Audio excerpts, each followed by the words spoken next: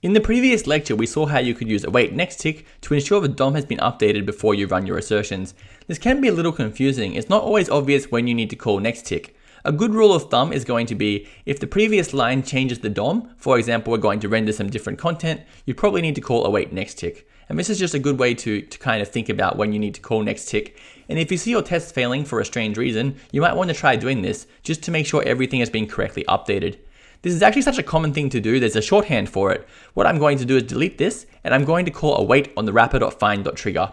Trigger is going to return nextTick, and that's actually going to let us make our tests a whole lot more concise. Let's run it and see what happens.